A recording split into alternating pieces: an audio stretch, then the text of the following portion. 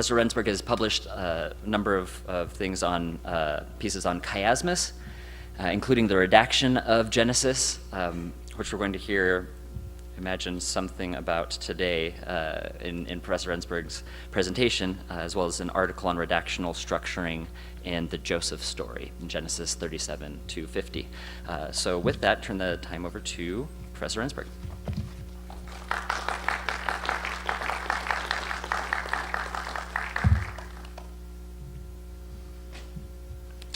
Thank you very much, Jacob, for that lovely introduction, and my warm wishes to everyone here, and especially to Professor Jack Welch, who has invited me to participate in this conference, my third visit to BYU, and it's always wonderful to come from, maybe 30 or 40 feet above sea level in New Jersey to see the beautiful Wasatch Range overlooking Provo. So it's always great to be here, and I thank all the organizers. It takes a lot to put a conference like this on, and it's always wonderful to see it all work so smoothly. I guess 9 a.m., first thing in the day, is a great place to talk about the book of Genesis, right? Because that's where the Bible begins. So if you have the conference program, my handout pages begin on page 24. And I'll be projecting all of this on the screen, but I can't project on a horizontal slide, right, the entire vertical page that you get in the handout. So I'll have to be dividing it up. So to get the full effect, I'll want you to have a look at the handout pages, as I said, starting with page 24 as we proceed. So I published a book called The Redaction of Genesis in 1986, first book I published. And then a second edition came out in 2014, a few years ago, at a distance of several decades. The book itself was unchanged, but there's a new foreword, an extensive foreword in the second edition. And I flesh out some ideas that probably that have percolated over the intervening years in that foreword to the second edition. It's a lengthy substantive foreword. It's not just 2 pages of thanking a few people. So what I'm going to do today in half an hour is summarize a book. Now, it's a relatively thin book, but let's proceed in that direction. So we're going to focus mainly on the 3 patriarchal stories, which is to say the Abraham narrative, the Jacob narrative, and the Joseph story. If you want to know what happened to poor Isaac, we'll talk about him in a moment. There's no cycle of stories about Isaac in the book of Genesis like there is about his father Abraham or his son Jacob. So if you look at page 24, the first half of which you see here, the Abraham cycle, I'm calling it here chapters 12 through 22, but as you can see from the first unbolded line, it actually begins at the end of chapter 11 with the genealogy of his father Terah, which closes chapter 11. And it goes from chapters 12 through 22. And you can see the structure. A, B, C, D, E are the 5 main units which bring us from chapter 12, or technically the end of chapter 11, through chapter 16, the end of chapter 16. At that point, we have the focal point of the narrative. I guess I should show you the next slide, because which is the second half of page 24 in the program. You see it unwinds E prime, D prime, C prime, B prime, A prime, with all the units matching perfectly, right? So the same themes that occur in units A through E then occur in reverse order from E prime through A prime, with the genealogy at the end of chapter 11 as a bookend, matched by the genealogy at the end of chapter 22 as a bookend, right? After the near sacrifice of Isaac, which is the culmination of this narrative, you then have a genealogy. What's that genealogy doing there? It's not of his father, but of his brother Nahor. So you get this bookending by the 2 genealogical units, which is to say even the begats of the Bible, right, have a place in this structure. Don't skip over that material as I'm trying to indicate for you. The focal point, right, the place at which the first 5 units and the second 5 units meet is the beginning of chapter 17. And here you have 3 crucial items which come to the fore in the narrative structure of the Abraham cycle. First, he gets his name changed from Abram, in units A through E, he's Abram, to Abraham in units E prime through A prime. in those first 5 verses of chapter 17, the name of God changes. In the first units, the first half of the Abraham cycle, we only have the name Yahweh, the 4-letter name of the Hebrew tetragrammaton, Yud He Vav He, anglicized as Yahweh. And in chapter 17, the other name of God is introduced, Elohim. It doesn't appear earlier. And the third item there, which is new, is the covenant. The covenant, the central aspect, right, of the Jewish biblical tradition, the covenant between God and the people of Israel, is the focal point in the middle of the Abraham cycle. Now, it's true, as you can see here, that covenant is already mentioned in Unit E in chapter 15, and that's because it will serve as the bookend to E prime, where you have to have covenant as well. But the covenant in chapter 15 is not described in such elaborate terms. It's mentioned. The real covenantal agreement between God and Abraham is actually in chapter 17, and so that to me is the focal point. Name change, introduction of another name for God, Elohim, and the introduction of the covenant in much larger terms in chapter 17. So that's how the Abraham cycle unfolds in a chiastic structure. Now you'll notice, just to give you a couple of items here, that in units, I'm flipping back and forth, but you can see it all on your handout again, page 24, that in units E and E prime, you not only have the covenant, but you have the annunciation of his 2 children. Annunciation, the technical term where God reveals himself to the mother of the forthcoming child, or actually father or mother, the parents, either direction. So in chapter 16, it's to Hagar that Ishmael would be born, and in chapter 17, it's to Abraham with Sarah in the wings that Isaac would be born. Notice that it is the annunciation of these 2 forthcoming children which forms the central point here, not their births. In the ancient Near Eastern tradition, the birth itself is typically told in very succinct terms, and she gave birth to a son or something like that, with the proper names there. We know this from Ugaritic, ancient Canaanite epic from Ugarit, where the Annunciation scenes take prime role in the narrative, and the birth is almost an afterthought. So the biblical tradition is part of that, right? So I can't match up for you the birth of Ishmael in 16 and the birth of Isaac in chapter 21.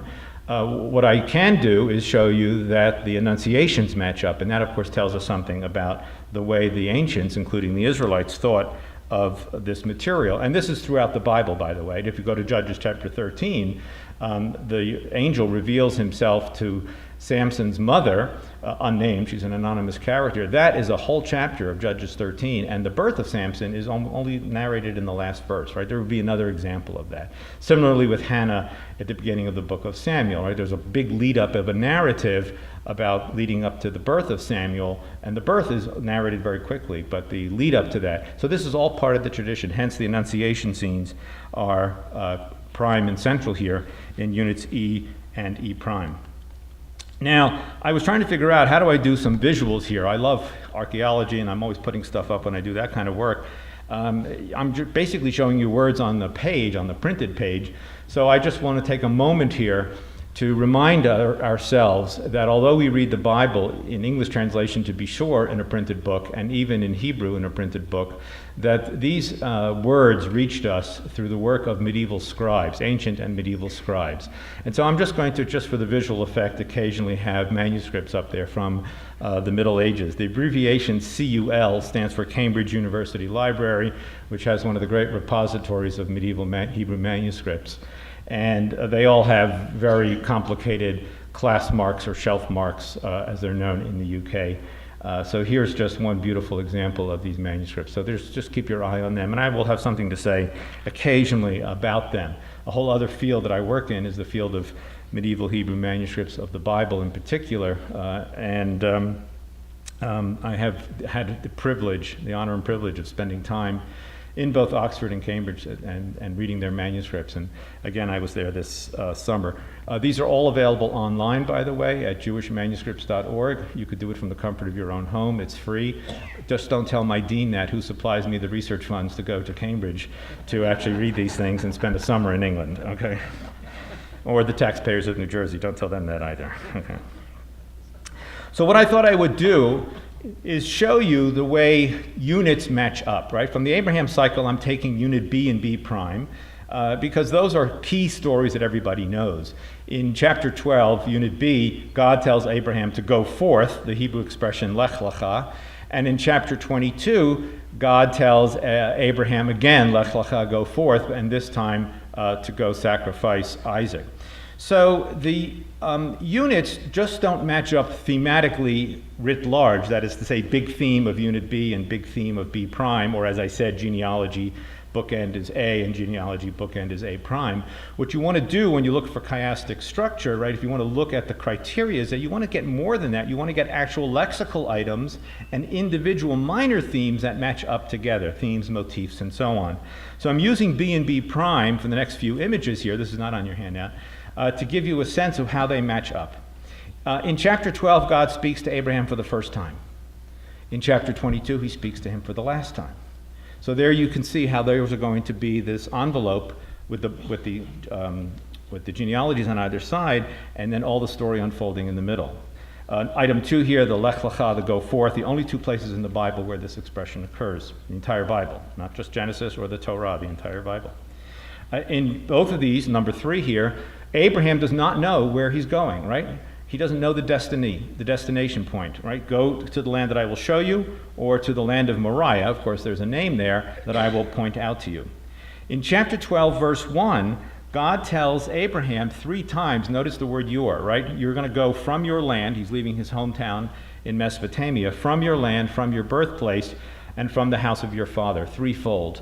When he tells him to go sacrifice Isaac, right, it's not just go sacrifice Isaac. It's your son, your favorite one, whom you love, Isaac, right? So the threefold use there of the pronoun you or your. In chapter 12, he goes to the terebinth of Moreh, a auditory echo in chapter 22, as I just mentioned, to the land of Moriah. In both of these, item 6, he builds the altar, and the blessing which occurs at the beginning of chapter 12 in unit B, and at the end of chapter 22 in unit B prime. You'll get auditory echoes like Makom Shechem, the land, the place of Shechem, in chapter 12, verse 6, and in chapter 22, you'll get the word Makom, place, and the verb with the same 3 Hebrew root letters. Coincidentally, it's not lexically or grammatically related, but Vayashkem means to get up early in the morning, and he arose. So you're getting these sounds that appear in the 2 units as well. Another beautiful manuscript there for you, and of course reminding us that they don't always come to us intact, but they, as you can see, have holes in them for the ravages of time. God appears to Abraham. I mentioned that in both of these. Number 9 here. Number 10, at the end of chapter 12, that should say 12:9, not 22:9. At the end of chapter 12, in that unit, he goes to the Negev, and in chapter 22, he goes to Beersheba, English Beersheba, the largest city in the Negev. Both stories unfold in 2 stages, both unit B and B prime. And we're going to come back to that point. And for a really wonderful long-range alliteration, alliteration is usually when the words are right next to each other or near one another, but here you have a long-range alliteration. My last item here for you, item number 12. In the Genesis chapter 12, unit B, the narrator uses this verb vayatek, and he proceeded, an unusual word to journey. It's not he journeyed, and it's not he went, the usual Hebrew verbs, for those of you who know Hebrew, nasa or halach. But this is a very unusual Hebrew word. Why did the story use this word vayatek there? Because the author needed a auditory or alliterative echo with a rare word that appears in chapter 22, vayakod, and he bound Isaac on the altar. You can see and hear the same sounds in these 2 words. And then the latter one, chapter 22, verse 9, vayakod, is in fact a hapax legomenon. We heard that term yesterday, a word that appears only once in the Bible. It's right here. And the author did not use other Hebrew verbs to bind or to tie, the verb kashar being the most common word to bind or to tie. But he selected this rare word, so he got 2 rare words, one in chapter 12, one in chapter 22, a unique verb, and put them there in those units so that you, the listener to the story, can hear this. And let me remind you that these stories were not read silently, they were all read aloud, right? There was no such thing as silent reading in antiquity. Somebody held the text, and a manuscript, and an audience, maybe this size, smaller, larger, whatever, in some sort of setting, heard the text being read aloud, both in its original setting and then eventually when you move into liturgical settings within Judaism, the synagogue, or within Christianity, the church, although there it would have been done in Greek in the earliest church, Greek or in Aramaic. So there's the Abraham cycle for you. Now let's point out some other items concerning the Abraham story. The documentary hypothesis, to which I do not subscribe, holds that chapter 12 is to be assigned to J, the Yahweh source, and chapter 22 is to be assigned to the E, the Elohim source. But how can that be if the two sources are using the same language and the same words and the same themes? This, to me, bespeaks a single narrative voice, which, for lack of a better term, if you needed an abbreviation, I would call N for the narrator, a single narrative voice, not only for Genesis, but to my mind, the entire Pentateuch. Scholars also think that the end of chapter 22 is a secondary addition, right? That this was added later on. But it can't be, because as I indicated a moment ago, both chapter 12 and chapter 22 have the story unfold in two stages. So the second stage of chapter 22 has to be integral to the story. And the comments by great biblical scholars like Robert Davison and Gerhard von Rad are simply, in this case, off the mark. And there's part of that secondary edition, and there's the manuscript showing you where it is included. And you can see that the units are necessary at the latter verses of chapter 22, verses 15 through 18. By the way, I put "not so" in parentheses. I was going to put like a big "not," like a 12-year-old might say. But I thought, no, okay, just do "not so." And you can see that the blessing at the beginning of 12 is echoed in the end of 22. So the last verses of the story in chapter 22 are not a secondary edition. They need to be there for the story. That's all part of the integral material. After chapter 22, there is still more material about Abraham. It's not that he dies at the end of chapter 22. If you know the book of Genesis, right, you have in chapter 23 the death and burial of Sarah. You have the obtaining of a bride for Isaac in chapter 24. Abraham's death isn't until chapter 25. But I exclude them from the Abraham cycle because they are miscellaneous material. And I remind you that they are to be excluded because the last time God speaks to Abraham is there at the end of chapter 22. This is just closing, winding up affairs for Abraham, and they are excluded from the Abraham cycle in the way I have interpreted the material. As I said, there's nothing about Isaac. There's no Isaac story, because Isaac appears either as a son to Abraham, as he does, for example, in chapter 22, most famously, when he's bound on the altar, or as the father to Jacob, as he appears most famously in chapter 27, when Jacob obtains the blessing which was intended for Esau. So the Jacob cycle is the next major unit of the book of Genesis, and it starts here in chapter 25. And the key work here was done by Michael Fishbane. On the handout, if you turn to the bottom of 24, you can see that there were other people who already worked on the Abraham cycle, including Professor Radai, whose pathfinding work in Chiasmus we'll talk about this evening. But and then I did much more of it in my own book. For the Jacob cycle, go to page 25. The work was done by Michael Fishbane, then of Brandeis University, now the University of Chicago, in his book, Text and Texture. And then I just incorporated and expanded upon his work in my own book, The Redaction of Genesis. So you get the same structure here, units A through F. And then, next image, but you can see it all on page 25 at once in the packet, units F prime through A prime.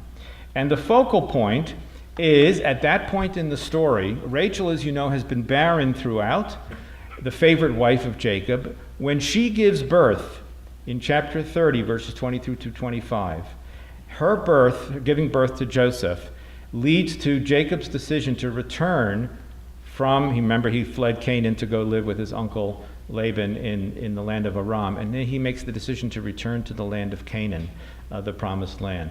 That's the focal point where the whole story turns, units A through F, and then F prime through A prime, and you see it all laid out for you in the handout.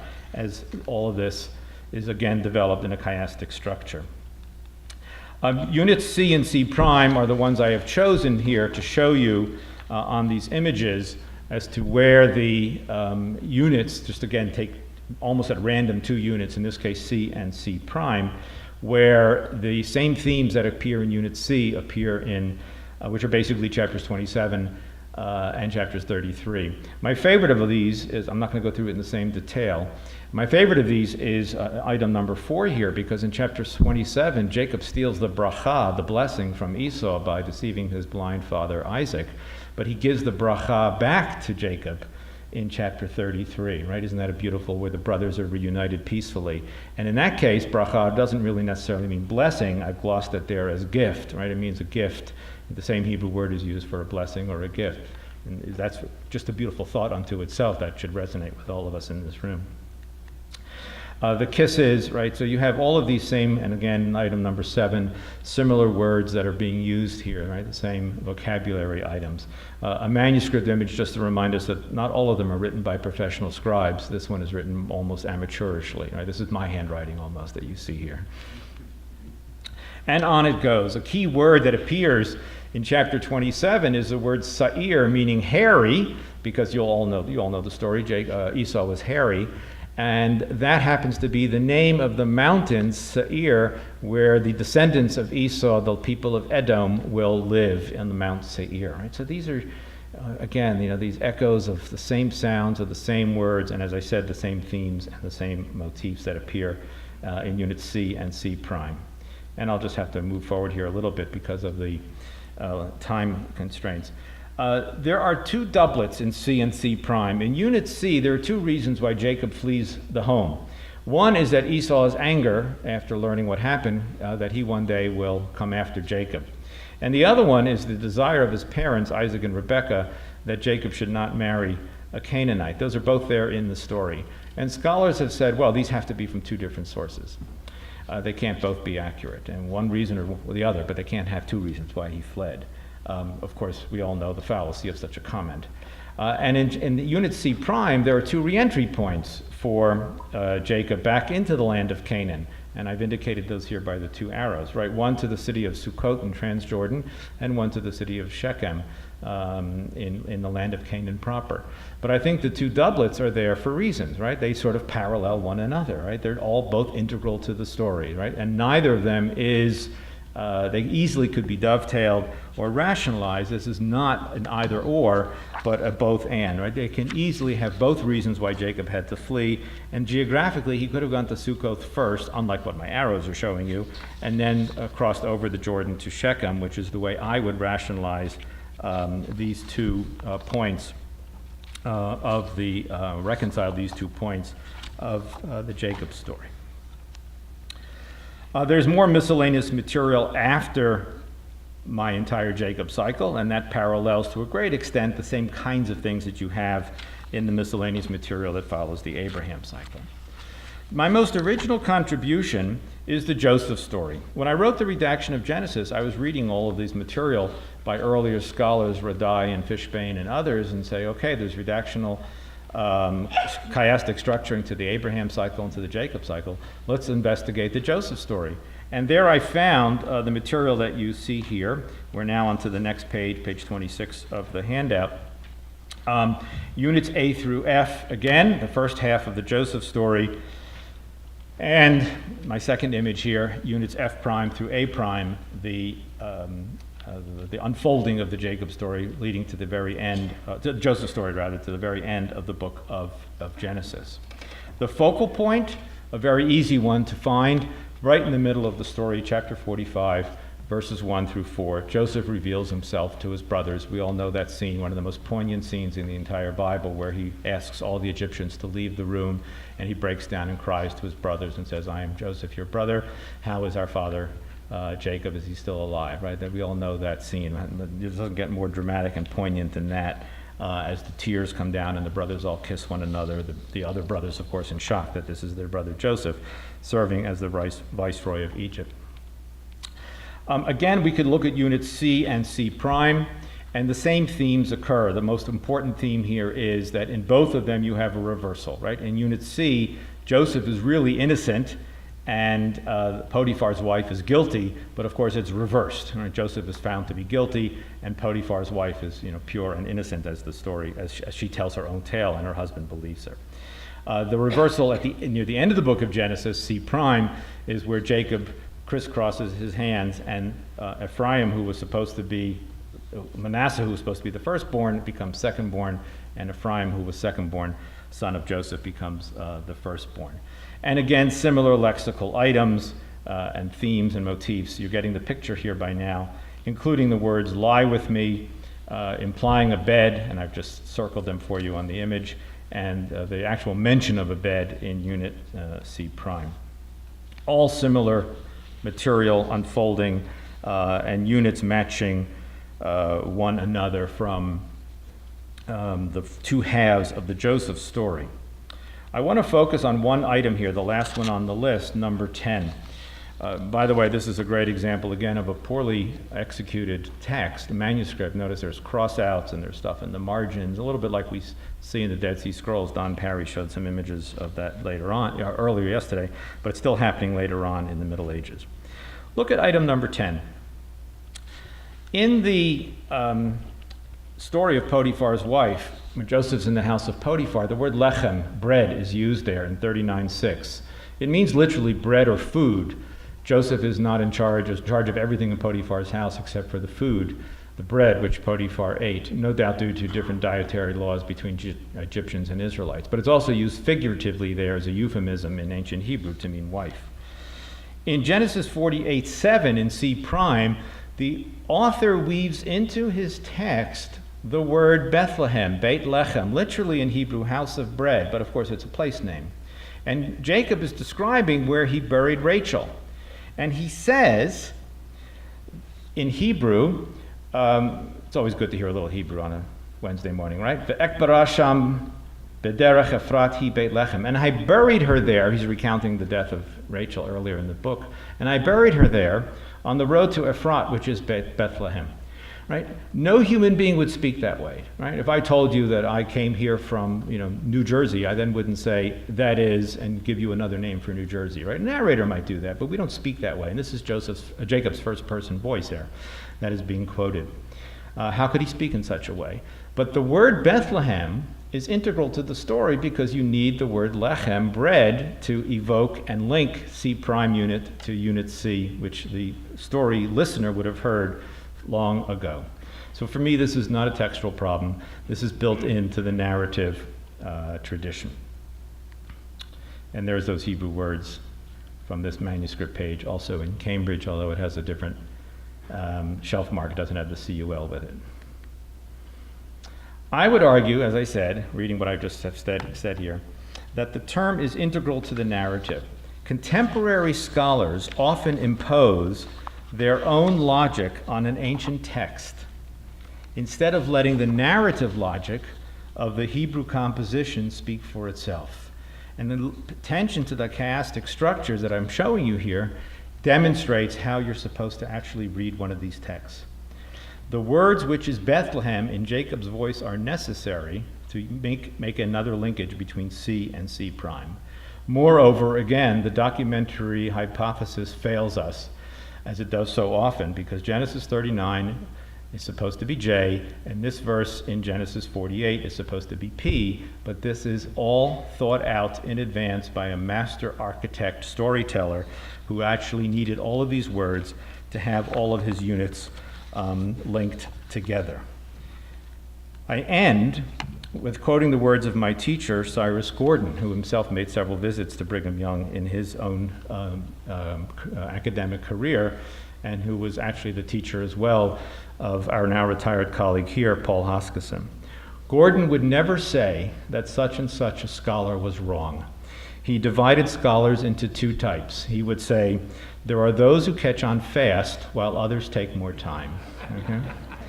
All of us in this room have caught on fast, okay? You're in the former category, okay? Unfortunately, there are still those who need more time. Thank you.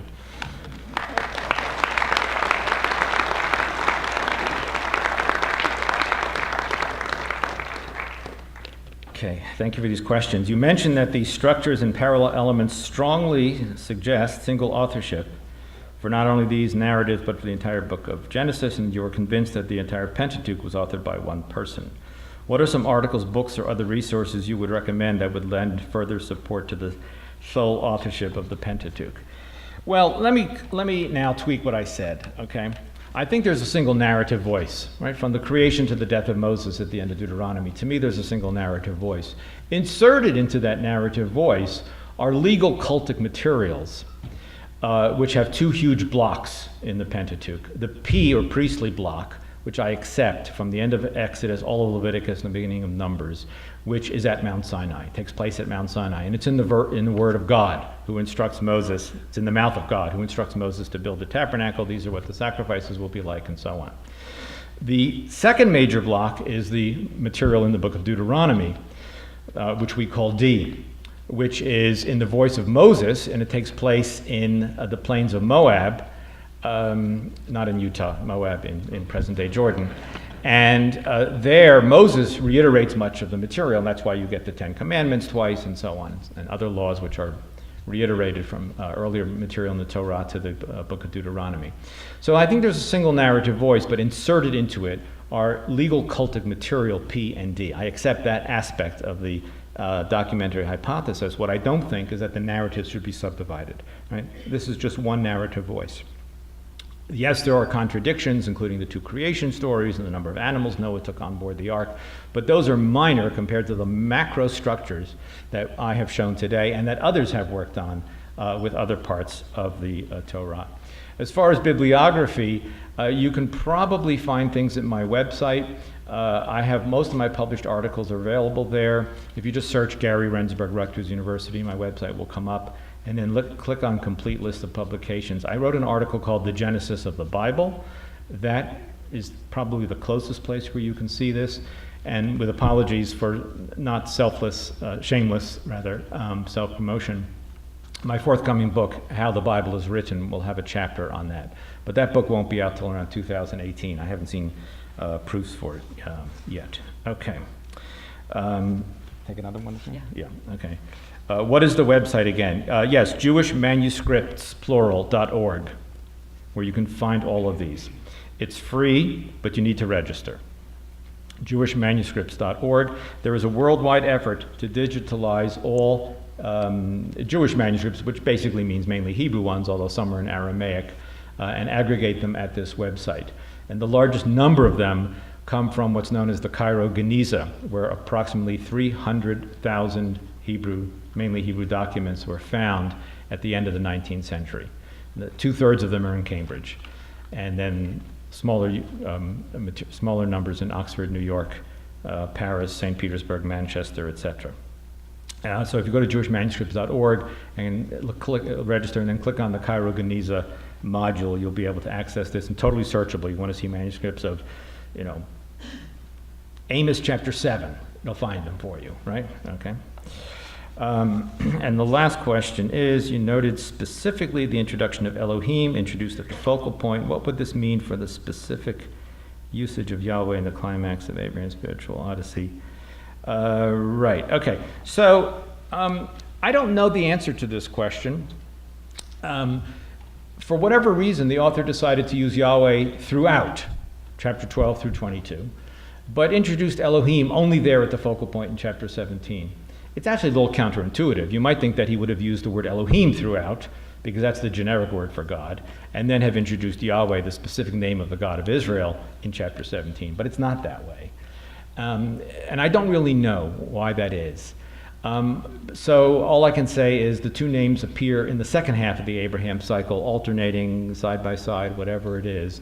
Certainly when the blessing occurs, to answer the specific question, at the end of 22, for there, it's very clearly for to use the name Yahweh, because that's the more specific name for the God of Israel. Okay. There's more? Okay.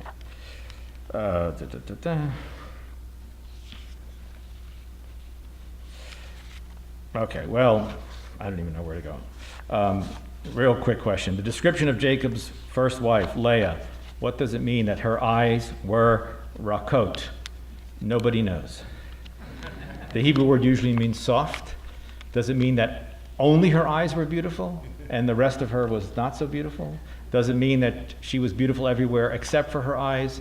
Nobody knows. But as I tell my doctoral students, if anybody can answer that, you get an automatic PhD and you don't have to write a dissertation. Thank you very much.